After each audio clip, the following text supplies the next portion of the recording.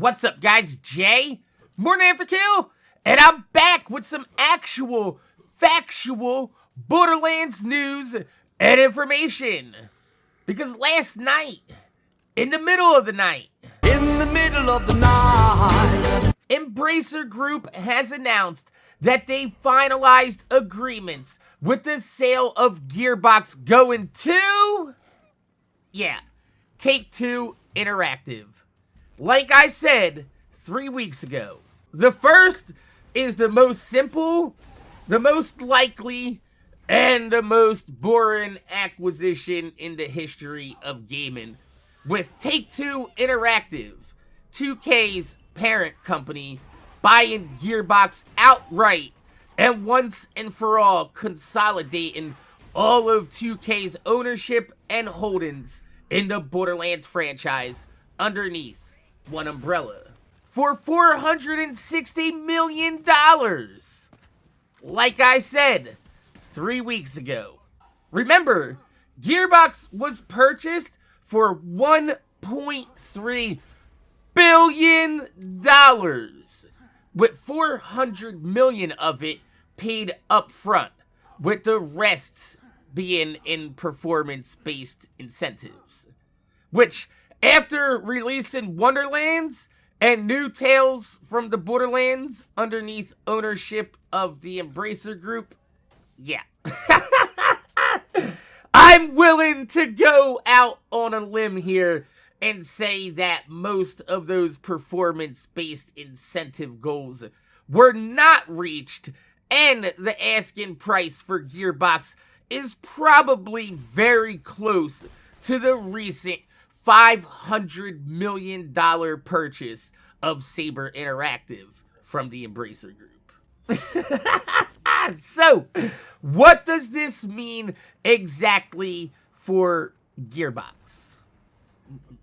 Not much, honestly, because of Gearbox and 2K's agreement during Alien Colonial Marines, where Sega alleged that Gearbox siphoned funds from Alien Colonial Marines to develop Borderlands 2, 2K would bail Gearbox out in a backroom deal that would end with Sega dropping the lawsuit, 2K paying Sega back the money Gearbox used for Borderlands 2, and gaining the rights to publish the Borderlands franchise in perpetuity, making any sale of Gearbox to any other company unlikely because of 2K's hand in the Borderlands cookie jar. Can't keep my hands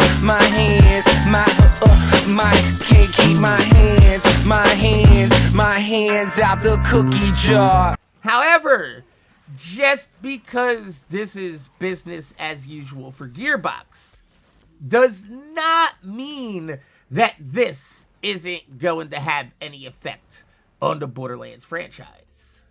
Because even though details of this sale are public knowledge as of today, the deal itself won't be finalized until June of 2024. Meaning, we still have a chance that Borderlands 4 is released this year, but it seems like that window of possibility is no longer wide open, and it's getting smaller every single day. However, seeing as Take-Two Interactive is a company that is heavily committed to live action services like GTA Online's Shark Cards or 2K Basketball's My Team, it's very likely that Borderlands 4 could be headed in a live service direction, which, in my opinion, is the wrong direction for the franchise to be taken in.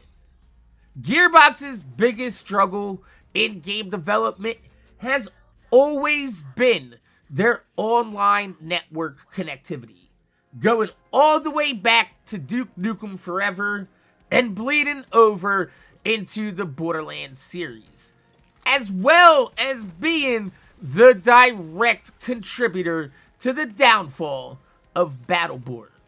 Seeing an always online live service Borderlands with server-side saves, mind you, would do away with a lot of the trading and duping weapons, a time-honored tradition in the Borderlands series.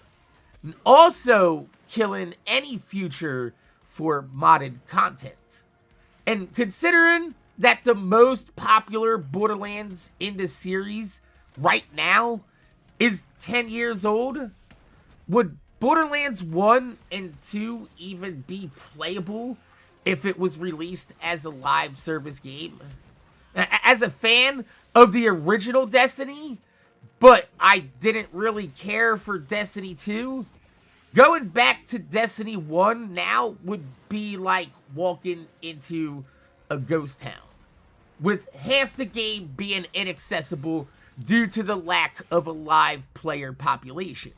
And since majority of the game is built around multiplayer, like most live service games are, without continued support and a thriving population, live service games are just doomed to rot.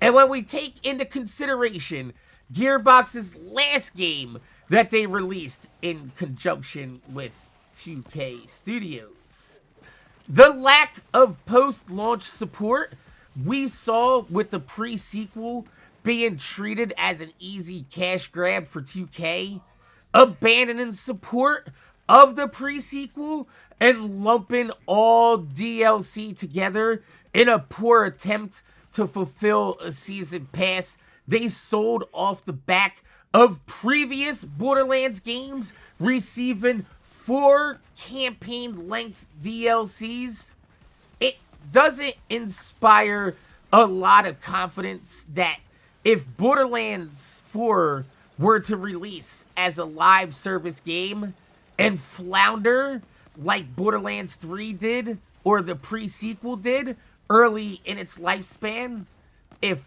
2K wouldn't just cut their losses, pull the plug on continued support, and just continue working on Wonderlands 2 as their next release, leaving us with a Borderlands 4 live service game just frozen in time to join the ranks of Outriders, Anthem, and most recently, Suicide Squad Kills the Justice League.